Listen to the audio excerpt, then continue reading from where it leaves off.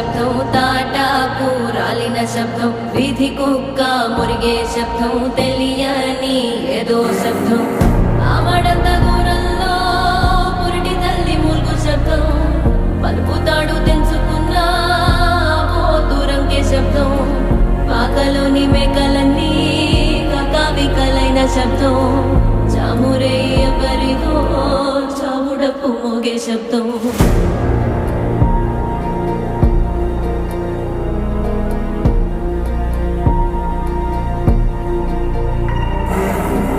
మంత్రాల పకీరు చెప్పే మాయ మంత్రం కథ కాదే, చంటోళ్లను భయపెట్టే భూచోడి కథ కాదే.